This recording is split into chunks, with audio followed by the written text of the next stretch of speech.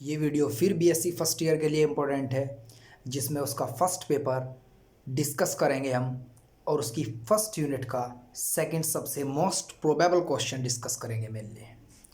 जिस क्वेश्चन में सबसे इम्पोर्टेंट पार्ट ये है कि कंजर्वेटिव और नॉन कंजर्वेटिव फोर्स होता क्या है, उसे आप डिटेल में एक्सप्लेन कीजिए। आप सेंट्रल फोर्स को किस तरीके से नेगेटिव ग्रेड ऑफ वोल्टेज लिख सकते हैं और curl of conservative force zero कैसे होती है। ये 7.5 नंबर में सबसे ज़्यादा रिपीटेड क्वेश्चन है इस पार्ट से, इस चैप्टर से, जिसके मेन 2 पार्ट हैं। या तो आपसे ये पूछ लिया जाता है कि कंजर्वेटिव नॉन कंजर्वेटिव फोर्स क्या होता है, या फिर सेंट्रल फोर्स को आप कंजर्वेटिव फोर्स किस तरीके से प्रूफ कर सकते हैं, या curl F is equal to 0।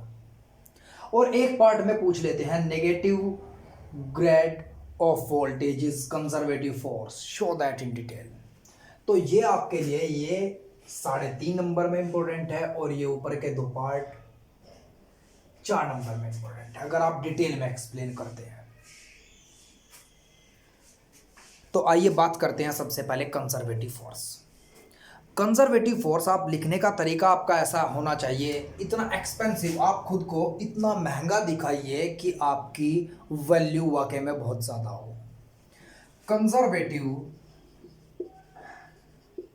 Force या संरक्षित बल।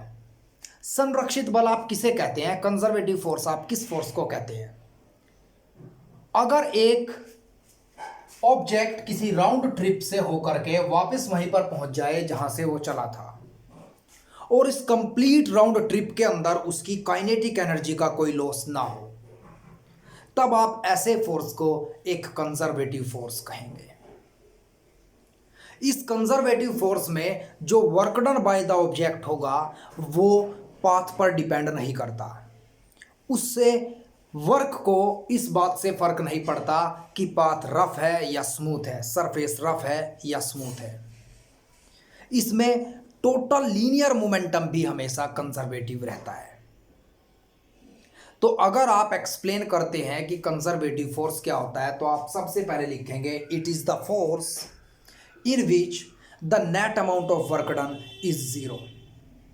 सेकेंड पॉइंट आप लिखेंगे in this force total loss of kinetic energy is 0। और थर्ड पॉइंट आप लिखेंगे the work done by the conservative force does not depend at the nature of surface, whether the surface is smooth और rough. ये conservative force था। अब non conservative force क्या है, फिर दोबारा से आप हेडिंग लिखेंगे non conservative force. Non conservative force में आप क्या कहेंगे कि ये वह फोर्स होता है जिसमें net amount of work done non zero के बराबर होता है, मतलब किया गया कार्य जीरो नहीं होता।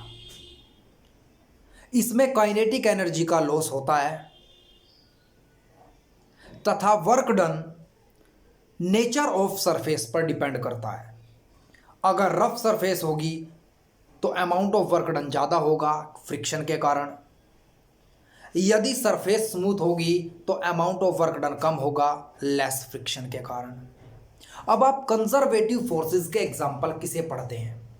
Gravitation force, electromagnetic force, weak nuclear force, strong nuclear force, ये सभी एक कंजर्वेटिव फोर्स का कंसेप्ट है। सेंट्रीपिटल, सेंट्रीफ्यूगल, क्योंकि इसमें net amount of work done 0 रहता है। और नॉन कंजर्वेटिव फोर्सेस क्या होते हैं? नॉन कंजर्वेटिव फोर्सेस वो होते हैं जिनमें एनर्जी लॉस होगी, जैसे कि फोर्स ऑफ फ्रिक्शन एक नॉन कंजर्वेटिव फोर्स है, असंरक्षित बल है। विस्कस ड्रैगिंग फोर्स, जो फ्लूइड की किसी द्रव्य पदार्थ की लेयर्स के बीच में लगता है, वो फोर्स एक नॉन कंजर्वेटिव है, असंरक्षित बल है। उस फोर्स को आप नॉन कंजर्वेटिव फोर्स कहते हैं। ये आप इतना डिटेल में लिख देंगे, ये आप लगभग 2 से 3 पेज में लिख सकते हैं। अब अगर आप ड्राइव करके दिखाएं, फिर एक डेरिवेशन करेंगे आप इसके बाद कि कंजर्वेटिव फोर्स कैसे है कंजर्वेटिव। हम सबसे पहले एक एग्जांपल कंसीडर करेंगे आप एक मास m मान लीजिए जिसे आपने a पॉइंट पर रखा है और इसकी ग्राउंड से हाइट h है। एक बार तो आप इस मास को यहाँ से यहाँ लेकर के आइएगा और अमाउंट ऑफ वर्क डन निकालिएगा W1, और एक बार आप यहाँ से यहाँ तक सेम हाइट से नीचे लेकर आइएगा उस सेम मास को और फिर वर्क निकालिएगा W2। अगर वर्क W1 W2 के बराबर आता है तो कंजर्वेटिव फोर्स है, क्योंकि amount of work done is same.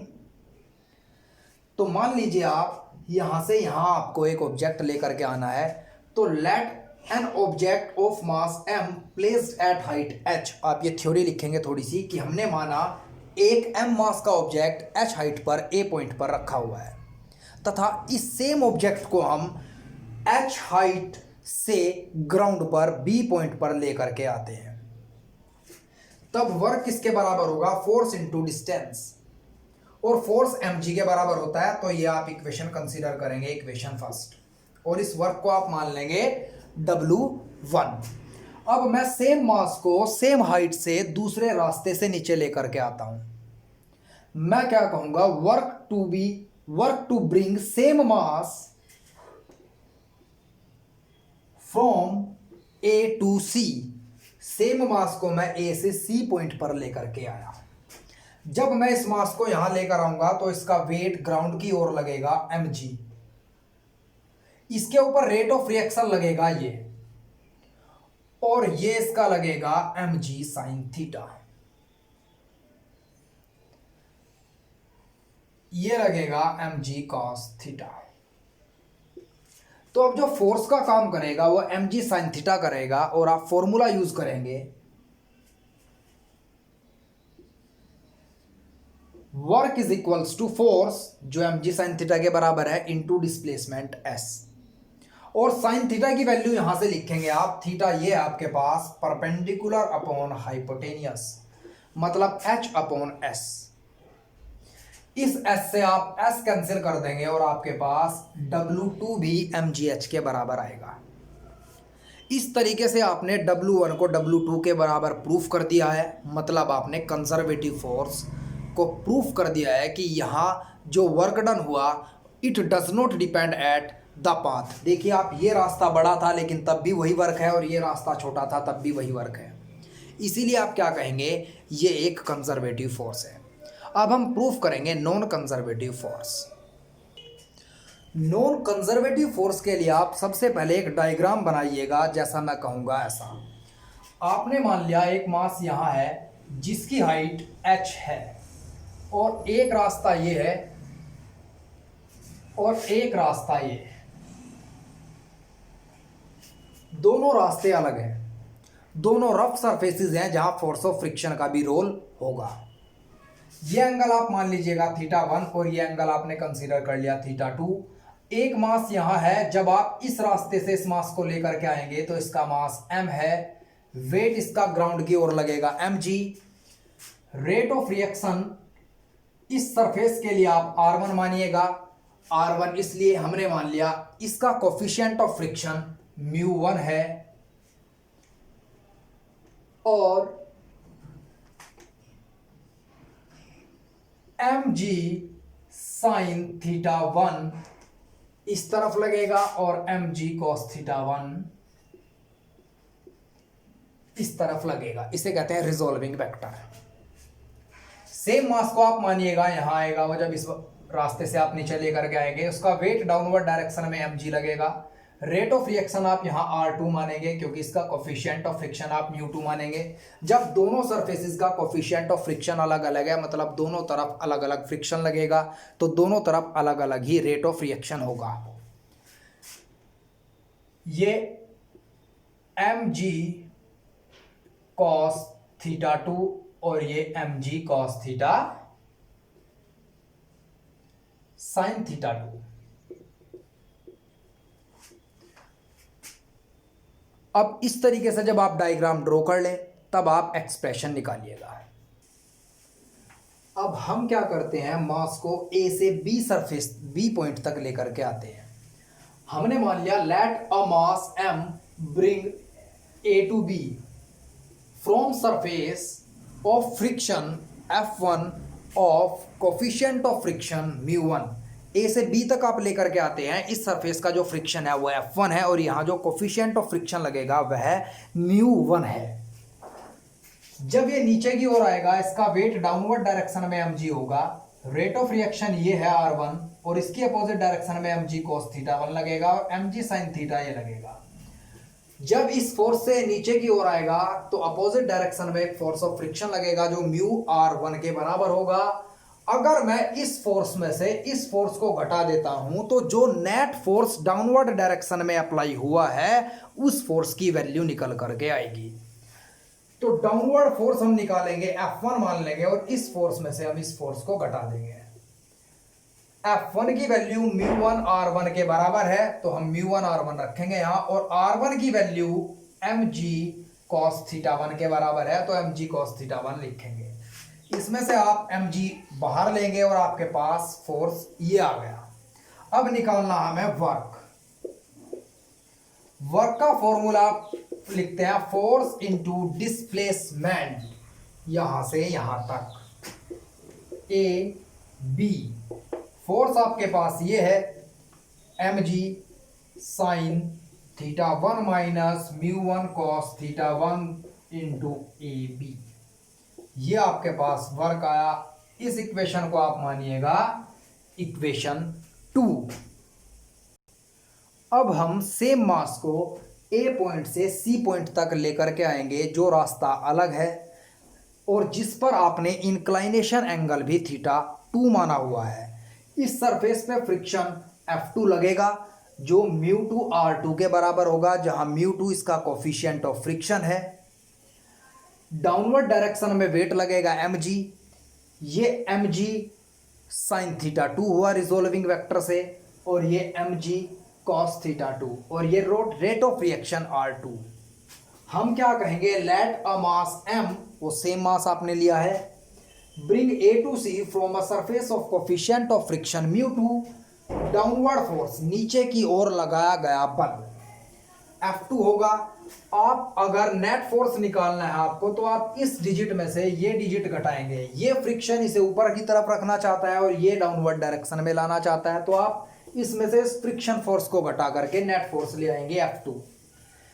F2 जो स्मॉल F2 है ये फ्रिक्शन है और जो कैपिटल F2 है ये नेट डाउनवर्ड फोर्स है। इस फ्रिक्शन की वैल्यू आप μ2 r2 रखेंगे, फिर इसके बाद आप r2 की वैल्यू प्लेस करेंगे, r2 equal to mg cos θ2 और इस इक्वेशन में से इस इक्वेशन को माइनस करके आप mg बाहर लेंगे। ये आपके पास F2 फोर्स है जो इस रास्ते पर फोर्स फ्रिक्शन के एंड वेट के अपोजिट डायरेक्शन में लगा। इसके बाद आप नेट वर्क डन निकालेंगे। वर्क डन होता है फोर्स इनटू डिस्प्लेसमेंट और आपके पास ये आंसर आया। इस इक्वेशन को आप 4 मान लेंगे। तो फ्रॉम इक्वेशन सेकंड एंड 4 जो वर्क डन W1 है वो वर्क डन W2 के बराबर नहीं है। इसका मतलब ये एक नॉन कंजर्वेटिव फोर्स है जो नेचर ऑफ सरफेस पर डिपेंड करता है और जिसका सम भी 0 के बराबर नहीं होता। अब हम प्रूफ करेंगे इसका नेक्स्ट पार्ट, जिसमें हम प्रूफ करेंगे conservative force negative grad of voltage. Conservative force negative gradient होता है वोल्टेज का। सबसे पहले आप मानिएगा एक पार्टिकल इन्फिनिटी पर था जहां उसकी पोटेंशियल एनर्जी 0 थी और उसका पोजीशन वेक्टर r0 था जिसके कोऑर्डिनेट x0, y0, z0 थे। तब आपने उसके ऊपर एक कंजर्वेटिव फोर्स F वेक्टर लगाया और वो पार्टिकल वहां से किसी r वेक्टर पोजीशन वेक्टर तक पहुंच गया जिसके कोऑर्डिनेट x, y, z होते हैं। जहां पर एक पोटेंशियल एनर्जी u होती है और इन्फिनिटी पर पोटेंशियल एनर्जी 0 थी, तो चेंज ऑफ पोटेंशियल एनर्जी भी u minus 0 equal to u के बराबर होता है। तो हमने सबसे पहले कहा if a particle displace from infinity to a point of coordinate x, y, z of position vector r vector, वहां उसकी पोटेंशियल एनर्जी आप जब वो पोजीशन वेक्टर तक आया u r vector that is equal to minus f, r naught का coordinate वो है जो इन्फिनिटी पे था और r जहां तक वो आया एफ डॉट आर वेक्टर के बराबर लेंगे, क्योंकि हमारे पास ये फॉर्मूला होता है कि potential energy is equal to minus F dot D R. अब आप इसे रिजोल्व करेंगे according to the coordinates. R naught के 3 कोऑर्डिनेट होंगे, X naught, Y naught, Z not.